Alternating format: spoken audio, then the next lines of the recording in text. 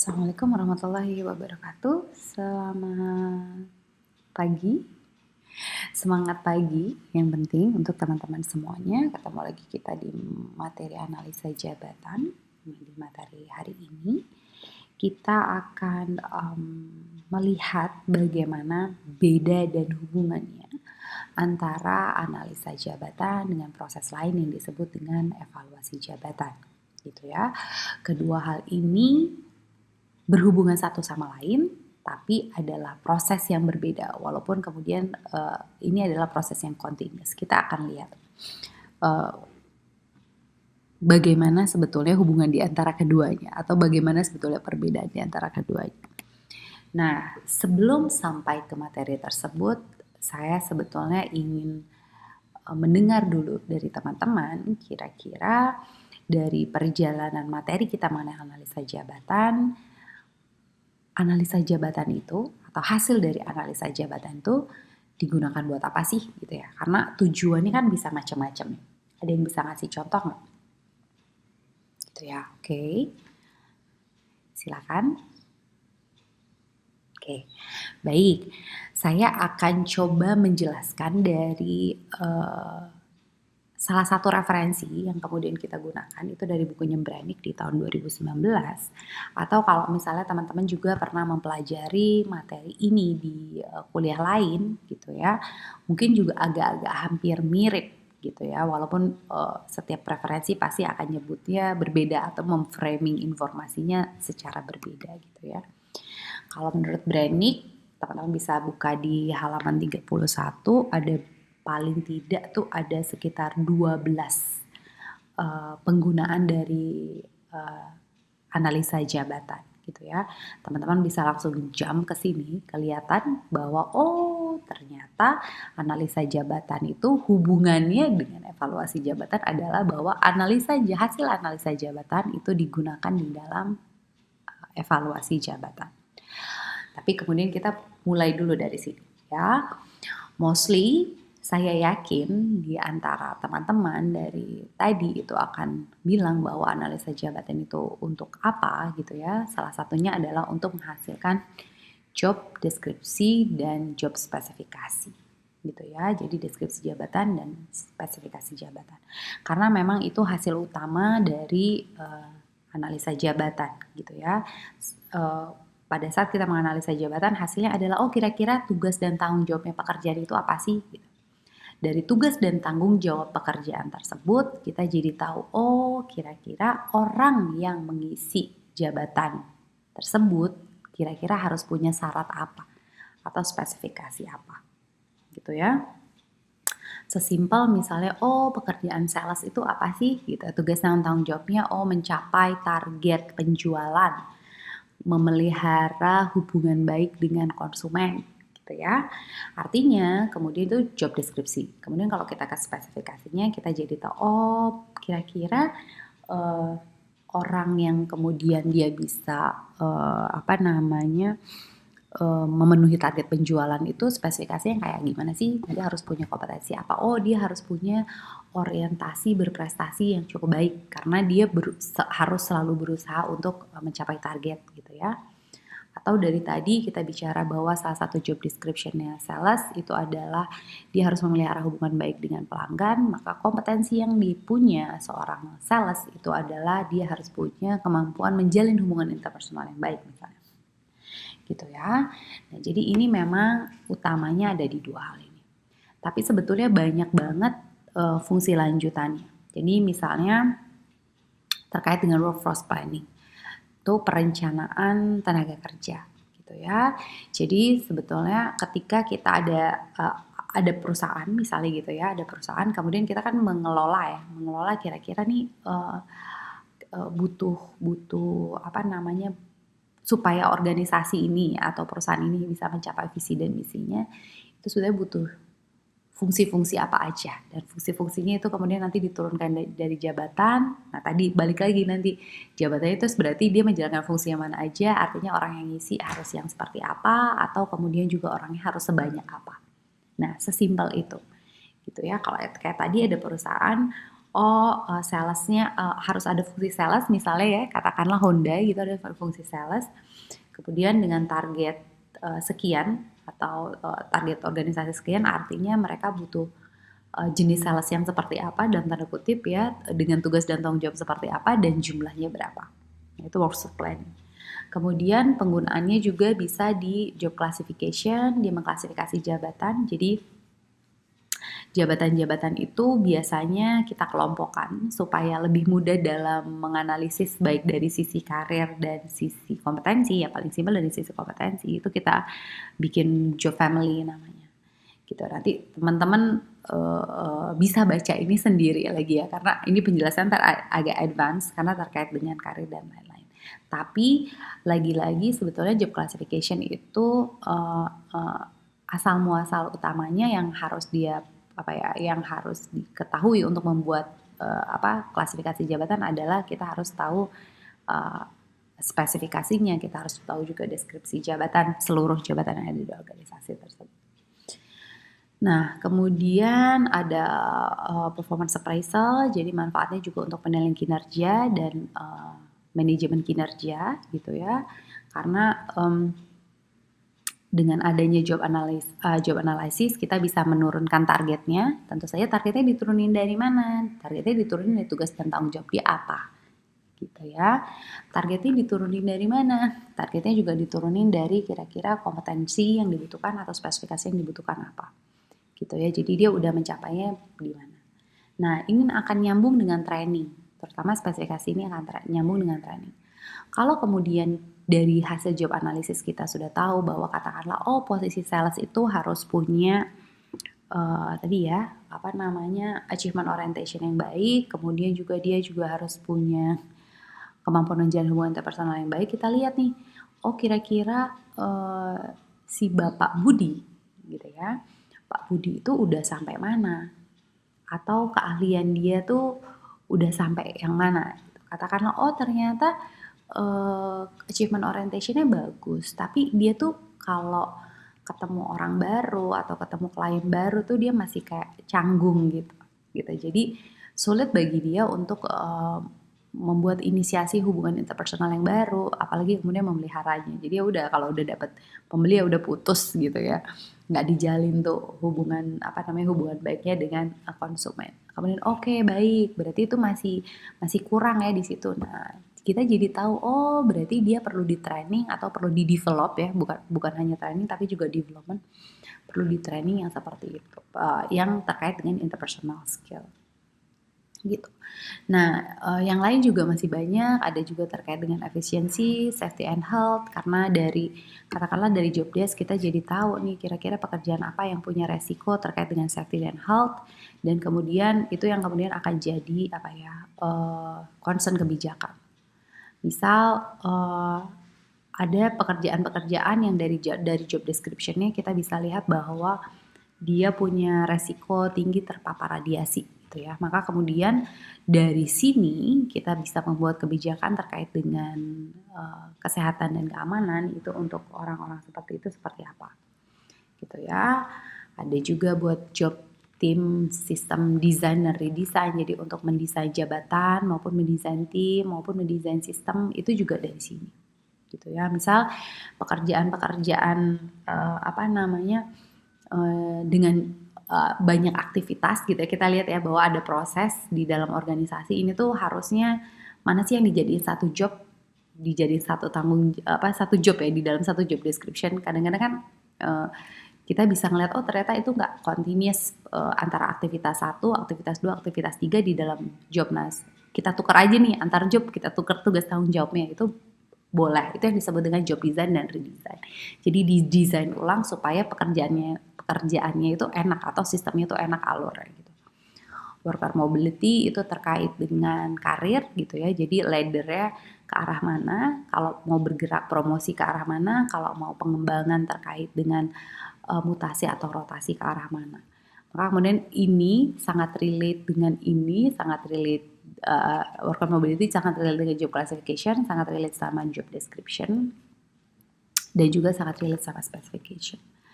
Kemudian juga terkait legal and quasi legal requirement gitu ya. Dari sini kita tahu apakah sebuah pekerjaan itu ada hubungannya dengan kebijakan tertentu, kebijakan legal tertentu di dalam entah itu standar profesi, entah itu standar ketenaga kerjaan gitu ya. Katakanlah misal untuk beberapa pekerjaan yang butuh sertifikasi misalnya kayak gitu ya. Kalau misalnya di dalam oil and gas misalnya ada welder gitu ya.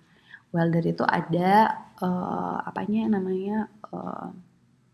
sertifikasinya. Jadi sebelum dia melakukan dia harus ada sertifikasinya. Nah, si job description biasanya legal and quasi legal requirement ini kemudian biasanya di beberapa perusahaan ini dimasukkan ke dalam dokumen job description-nya dia. Dan ini diketahuinya dari mana? Dari proses job analysis. Nah, saya akan meng-highlight yang ini. Kalau job evaluasi itu ngapain gitu ya? Job evaluasi itu secara sederhana diartikan sebagai proses melakukan penilaian, pembobotan terhadap pekerjaan tersebut. Gitu ya. Kalau tadi job analysis itu kita menganalisa kira-kira pekerjaan job ini, jabatan ini kira-kira dia melakukan apa aja sih gitu ya. Jadi job oriented behavior, jadi tugasnya, prosedurnya, hasilnya kayak gitu. Atau kemudian worker oriented, itu kita bicara mengenai kira-kira si pemegang jabatannya itu dia harus punya skill apa, harus punya kompetensi apa.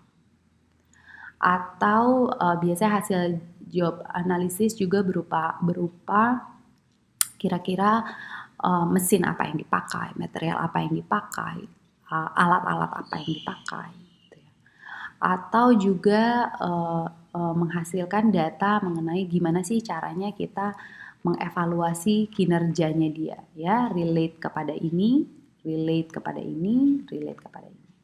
Misal kayak sales gitu ya, kita bicaranya mengenai pencapaian target. Tapi kalau pegawai pabrik kita bicaranya tentang productivity. Tapi kalau misalnya tukang jahit di pabrik kita bicaranya tentang error rate gitu ya. Jadi kira-kira dia bikin kesalahan jahitan berapa persen. Atau kita juga di job analysis kita juga mengumpulkan data terkait dengan job context gitu ya. Misal working conditionnya gimana, kondisi kerjanya gimana, kemudian tipe-tipe dari sistem imbalannya seperti apa. Ini kayak misalnya working condition, kalau kita balik lagi ke slide yang ini itu sangat relate sama safety and health misalnya gitu ya. Kemudian yang berikutnya adalah personal requirement terkait dengan skill, physical ability, dan personal trait, kompetensi yang dibutuhkan apa. Nah kemudian tadi itu bedanya terus apa dong Bu? Ibu kan tadi bilang evaluasi jabatan itu pembobotan. Nah, kalau ini adalah informasi mengenai isi jabatannya gitu ya.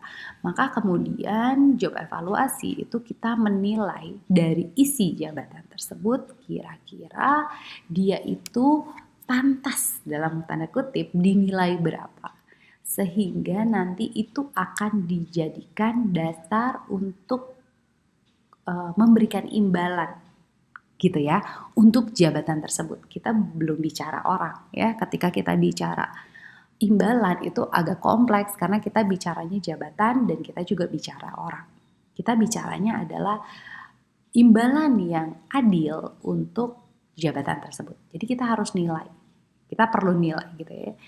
Makanya kemudian didefinisikan sama Brannick, dia bilang job evaluation is the process of establishing the worth of job to an employer. Kira-kira nilainya berapa nih bagi employer? Employer want the pay for various job to match their value in relation to another within the company and stack up well against pay rate offered by other companies. Jadi si perusahaan employer itu apa ya? Employer yang mempekerjakan itu dia itu tentu saja ingin membayar jabatan-jabatan yang ada di dalam organisasi atau di dalam perusahaannya itu sesuai dengan adil ya ibaratnya gitu ya, match their value in relation to another within the company. Jadi antara jabatan satu dan jabatan lain tuh bisa dinilai dengan adil gitu ya, mana yang gajinya harus sama, mana yang gajinya harus lebih tinggi, mana yang harus lebih rendah. Tapi juga harus kemudian cukup kompetitif gitu ya, cukup menarik gitu ya, cukup adil juga jika kemudian dibandingkan dengan imbalan yang ditawarkan oleh perusahaan lain gitu ya. Tentu saja ketika kita compare ya harusnya dengan jabatan yang sejenis gitu ya. Karena by maintaining fair pay, job evaluation helps to attract and retain people. Gitu ya, ini clear sebetulnya.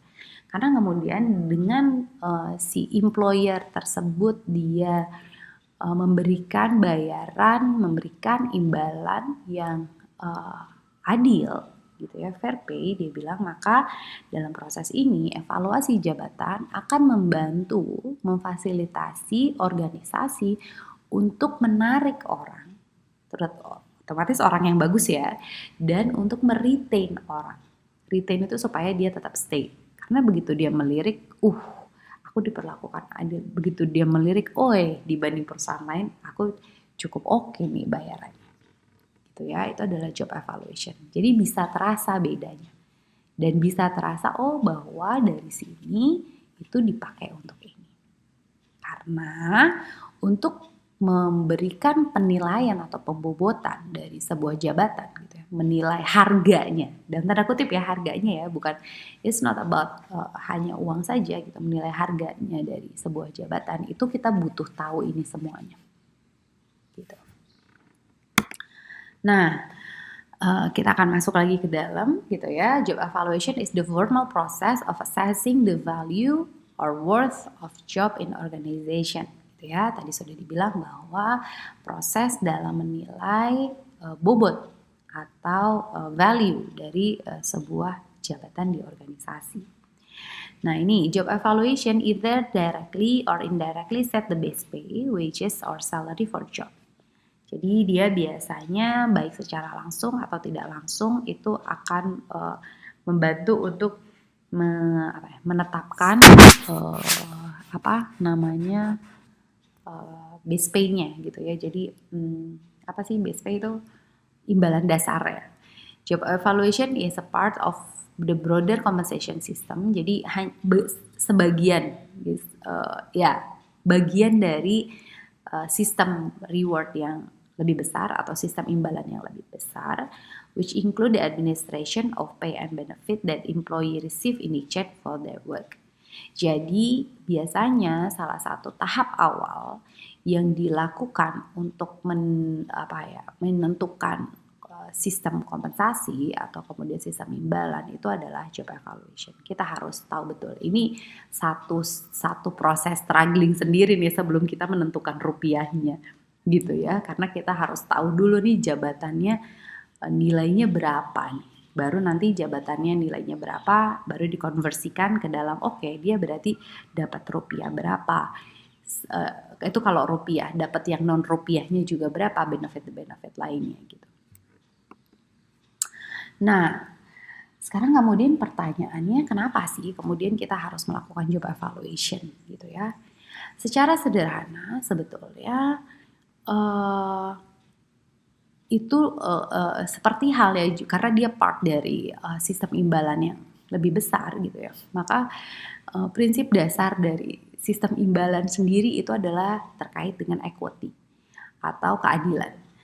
Saya akan bawa lagi teman-teman ke materi-materi awal mengenai motivasi. Kalau teman-teman masih ingat, ada namanya teori equity, gitu ya. Di bagian apa coba?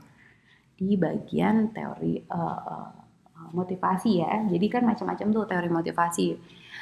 Beberapa mungkin akan ingatnya McClellan, ada juga yang ingatnya Maslow, gitu ya. Tapi sebetulnya salah satu yang paling aplikatif di dalam sistem itu adalah equity theory, yaitu teori keadilan. Prinsip dasarnya itu sebetulnya sederhana sekali bahwa si job evaluation itu membawa sense of equity bagi karyawan. Dia memberikan rasa adil bagi karyawan terutama terkait dengan sistem rewardnya. Kenapa kayak gitu? Karena ketika orang diperlakukan adil, maka tadi tuh dia akan attract, akan menarik orang untuk masuk, atau terutama juga untuk retain orang yang ada di dalam. Nah, konsep keadilan itu sendiri, kalau di dalam perusahaan itu sebetulnya sederhana. Agak mirip sama kita kalau dalam sehari-hari gitu ya. Misal di sini ada perusahaan A, di sini saya mengilustrasikan yang satu perusahaan B. Ada ketika kita di dalam perusahaan, kita coba lihat di perusahaan A dulu ya. Ketika kita lihat di dalam perusahaan, kita biasanya akan mengcompare antara jabatan yang sama. Itu kira-kira kita dibayar adil apa enggak sih? Sama-sama staff gitu ya. Itu dibayarnya adil apa enggak? Gitu ya. Saya staff SDM, teman saya juga staff SDM misalnya kayak gitu. Kami dibayarnya adil apa enggak dari sisi jabatan?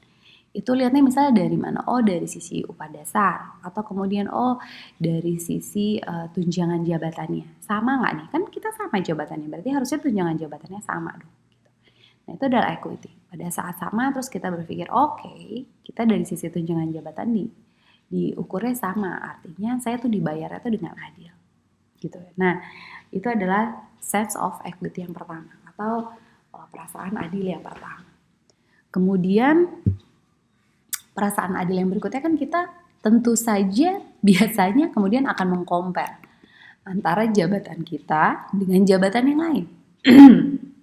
Katakanlah saya staf SDM, terus saya compare sama staf hukum. Ini padahal sama-sama staf gitu. Terus kita lihat dia bayarannya berapa ya? Saya bayarannya berapa ya? Oh, kok besaran dia gitu. Terus kita pikir, oh kok nggak adil? Gitu kan ya biasanya. Atau kemudian kita lihat, oh sebentar, pekerjaan dia gimana sih?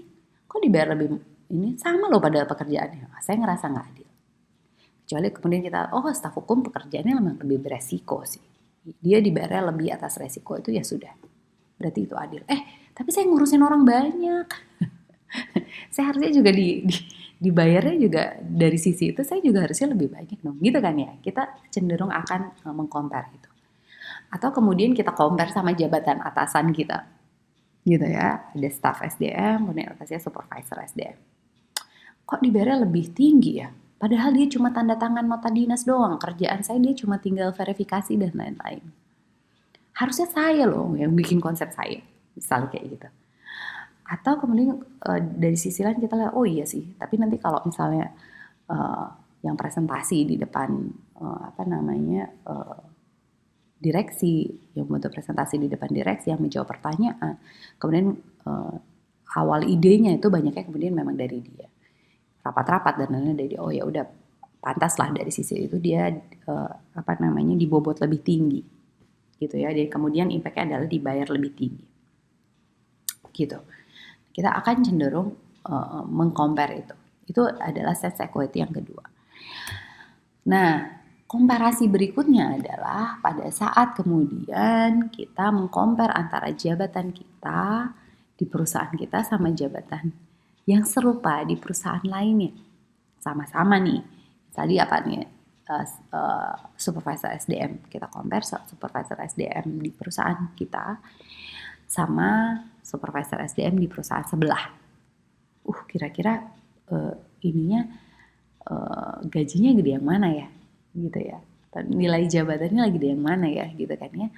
Kok kayaknya fasilitasnya banyakan sana ya, saya tuh nggak dapat mobil ya, gitu ya.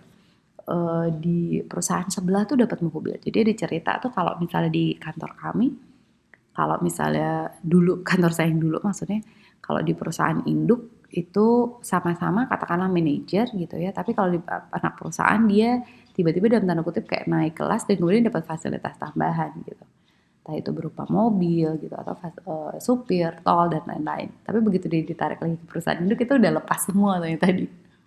Nah, itu kan jadi fenomena menarik ya, karena kemudian walaupun kelihatannya sama, tapi ternyata ada beberapa hal dari komponen di dalam jabatannya itu yang kemudian membuat jabatan di perusahaan sebelah itu lebih berat. Katakanlah misal terkait dengan tanggung jawabnya. Katakanlah misal terkait dengan besaran resikonya.